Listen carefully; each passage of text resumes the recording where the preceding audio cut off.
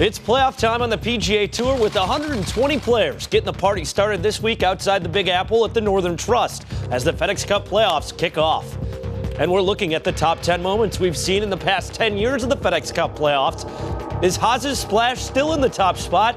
You'll have to stick around to find out. Plus, the USA chants were cascading around Des Moines on Sunday as the Americans retain the Solheim Cup. More on their big win as Golf Central is coming at you right now.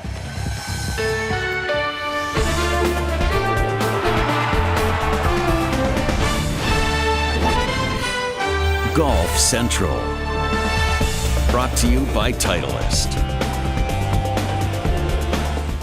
Welcome to Golf Central. I'm George Savarickas. Here are your FedEx Cup playoff headlines as we set the stage for the first of 4 events this week. The Northern Trust at Glen Oaks, where 125 guys qualified for the field, with only 100 advancing beyond this week. Hideki Matsuyama leads the FedEx Cup points list at the moment by 180 over Justin Thomas. But remember, 2,000 points goes to the winner at this week's event. And Rory McIlroy looks to defend his FedEx Cup title as Roars outlasted Ryan Moore a year ago at the Tour Championship to win the finale and the FedEx Cup. Rory won 2 of the final 3 events on the schedule a season ago. And the last we saw of Rory was at the PGA Championship when he said he was battling a rib injury. He says he's going to give it a go, though, and start his FedEx Cup title defense at the Northern Trust. It was just a season ago that Rory McIlroy put off the finishing touches of a heck of a performance at the Tour Championship on the 16th. Hold out for eagle from 137 yards out, then the 4th playoff hole, putting for birdie, and drains it to take the Tour Championship. And we've seen guys go on runs in the FedEx Cup playoffs before. Here are all the multi-time winners since the start of the FedEx Cup playoffs back in 2007. Tiger did it then. 2 players combined to win all 4 events in 2008 in Vijay Singh and Camilo Villegas.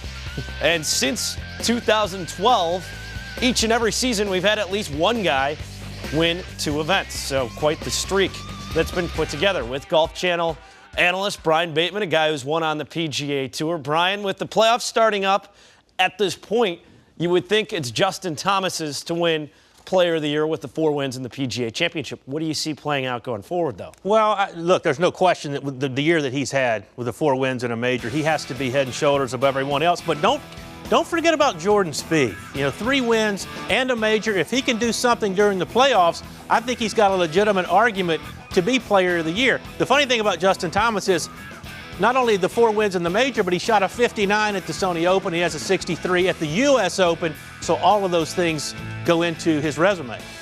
With those 5 guys we see right there on the list, the top 5 in the FedEx Cup standings, whose game is in the best position as we get ready for playoff time? Well, you would think Justin Thomas, he hasn't played since his win at the PGA, but I'm still going with Jordan Spieth. I think he's on a mission this year to try to win the FedEx Cup for the 2nd time. This is a golf course this week at Glen Oaks that the players don't have a whole lot of knowledge about. I mean, they may have gotten in some practice rounds or some of the last few weeks, but there's not going to be any knowledge from these players. And because of that, I just think you're going to have to figure out a way to grind your way around a golf course, and no one does that better than Jordan Spieth. How do you think he's going to handle in Justin Thomas taking the week off after such an exhilarating moment to realize a dream and win a major championship? Well, it'll be interesting to see. It was interesting after Sergio won the Masters, how would he come back and respond when he came to the Players Championship when he had that time off? But I think Justin Thomas will be fine. Look, he's playing with all kinds of confidence.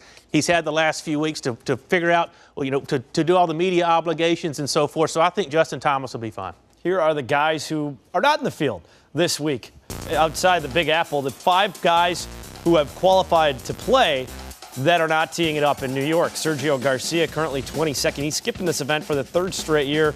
Adam Scott and his wife, they're expecting their 2nd child, while the other 3 players have the injury bug at the moment.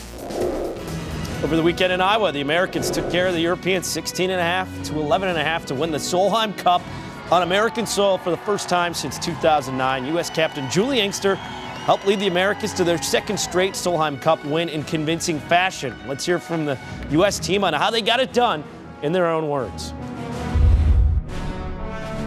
USA all the way! It's amazing. Anytime you can win, it's an amazing experience. But just to be able to represent your country, it's the highest honor that you can possibly have. But to do it on American soil in front of that amount of fans, it's the best feeling. But to win it for Julie and all the assistant captains and for the team, I mean, it's just an incredible team. There's nothing like it. Team events are the best. We don't get that opportunity very often in golf, so we definitely, we cherish that moment. Well, this is my 5th Solheim Cup, and I've never seen crowds like that. I barely heard that Olay song at all. I don't even think they had any fans out there. It was unbelievable. The amount of people, the amount of U.S. fans, it was incredible. And just the best fans I've ever seen with the energy. It was so great. It's just been an amazing few weeks, and I haven't been on the Solheim Cup team, obviously, and this is my rookie year, and I couldn't have asked for better teammates and better captain and better Solheim Cup debut. It has been the most amazing week, and I had so much fun every single day, and even watching my teammates tee off, hearing that roar, hearing the chants, and I can't wait to be back.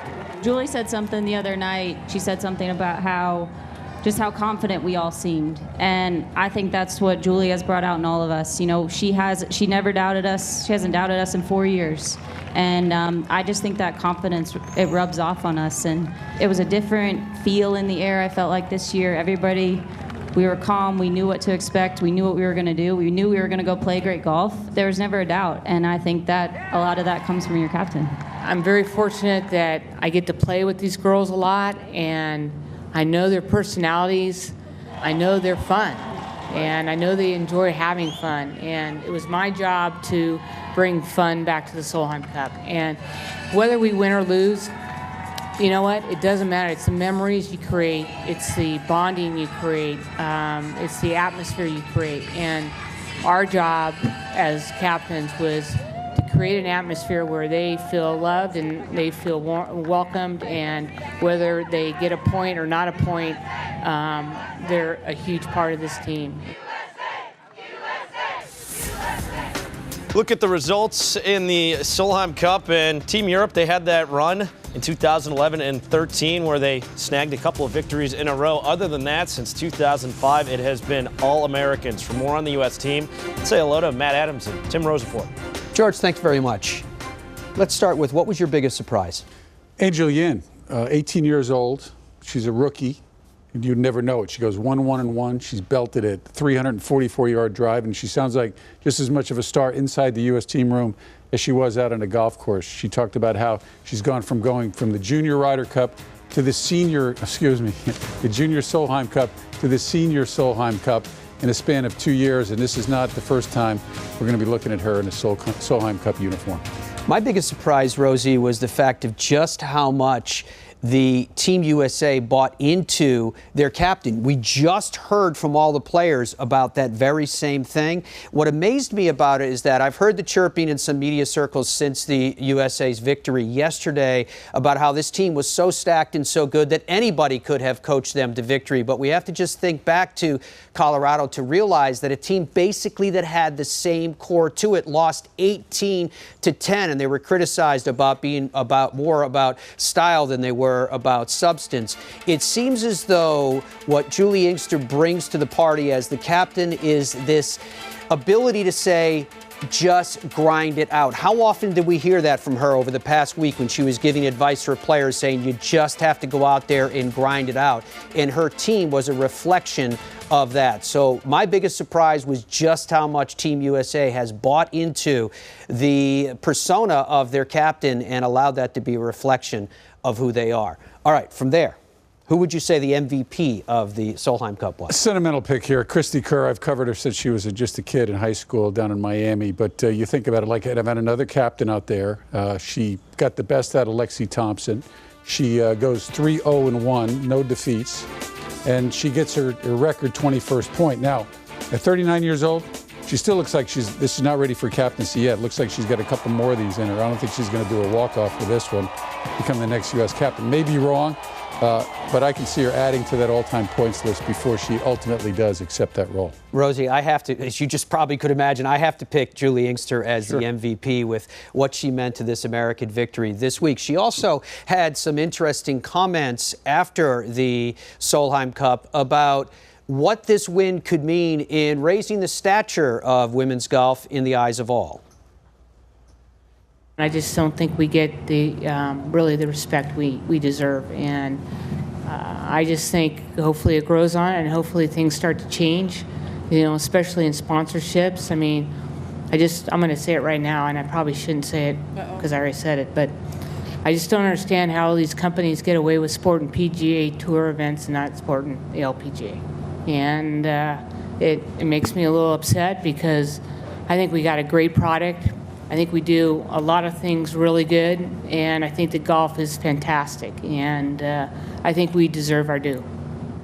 One thing that is absolutely for certain is that the LPGA has done such a good job with connecting with corporate sponsors, and it's not only Mike Wan and his team who have been brilliant at it, but it's also in the players themselves. They're all absolutely fully vested in the product and making sure that the first priority is to satisfy what the needs are of their sponsors. So they've done a really good job with that, and they're continuing to be on a great path. George? Still to come, we're checking out the top 10 moments we've seen in the FedEx Cup playoffs. Henrik Stenson's run in 2013 will be enough to top our list. Plus, who currently outside the top 100 has the edge to make a run in the FedEx Cup playoffs all the way to the Tour Championship.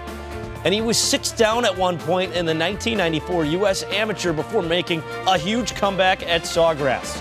Tiger Woods, U.S. Amateur win, one of the amazing AM finishes you're going to see later in the show. This is Golf Central. Golf Central is brought to you by Titleist, the #1 ball at the Wyndham Championship. Geico, 15 minutes could save you 15% or more on car insurance.